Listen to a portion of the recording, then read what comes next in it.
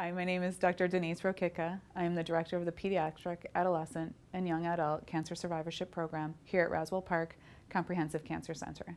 Today I'm going to talk about the impact of cancer on the young adult patient. I have nothing to disclose.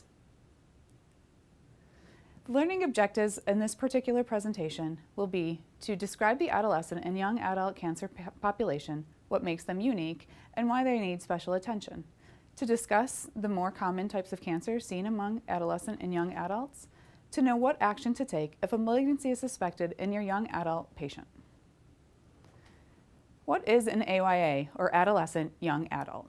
The National Cancer Institute designates an adolescent and young adult, aka AYA, with cancer to be anyone diagnosed with cancer between the ages of 15 and 39. This age range varies around the world. The WHO criteria are ages 12 to 24.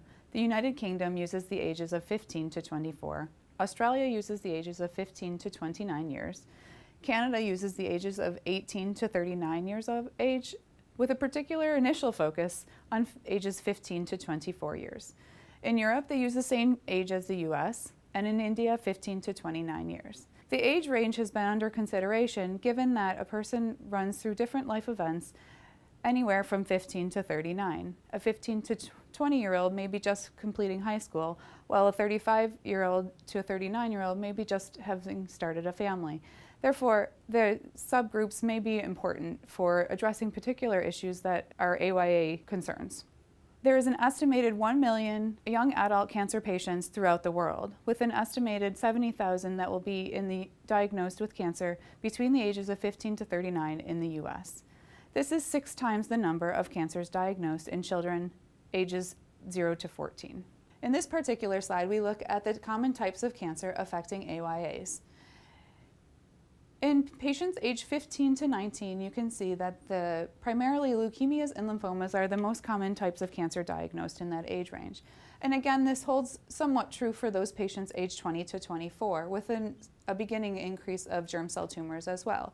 However, when you look at the older adolescent young adult patient and we look at patients aged 25 to 39, we see a significant increase in breast cancer, thyroid cancer, and melanoma of the skin. In this slide, we are looking at a graph of the continuum of a patient aged 15 to 40 and their cancer diagnosis. The incidence of cancer in this age group is much higher for breast, which you see a very sharp incline at the age of 25.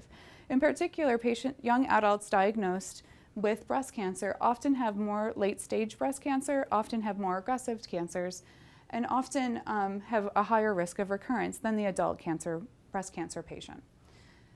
So overall, this slide is again just depicting the most common types of AYA cancers, including breast, thyroid, melanoma, and testicular cancers.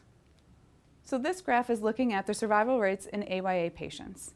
We know that patients over the last several decades have had an increase in cancer incidence. However, we also know that survival rates have increased overall for most populations. However, if you look particularly at the AYA age group, 15 to 40, the increases in survival have not been realized. In fact, there's been little to no improvement in survival in those patients aged 20 to 30.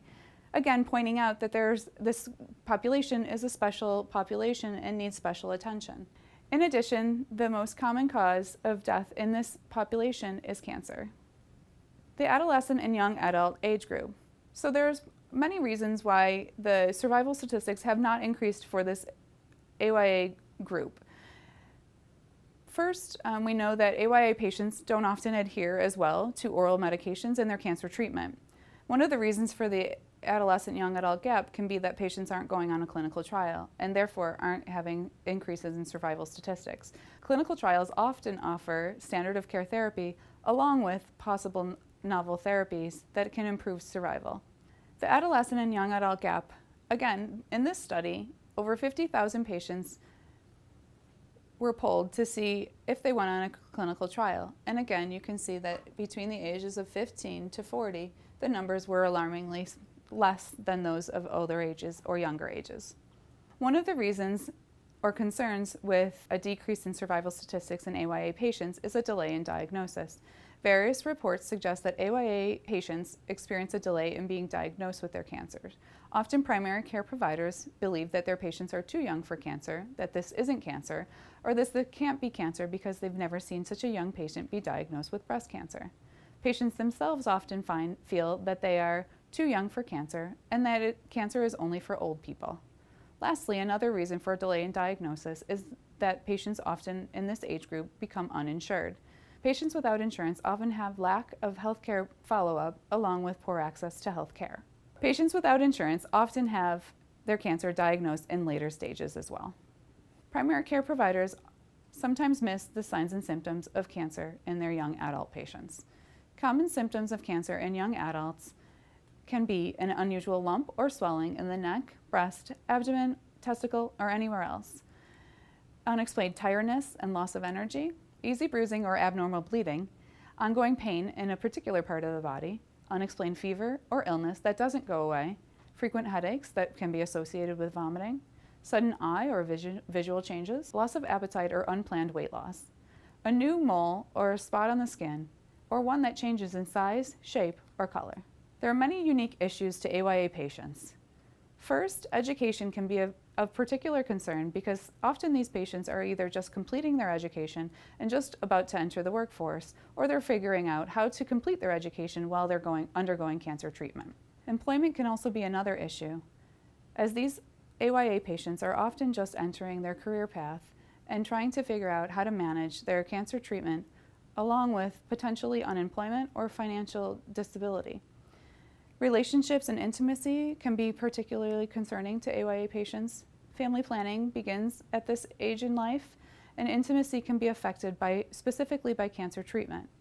Body image is also a concern for AYA patients, as their cancer treatment may affect how they're feeling and how they feel about themselves.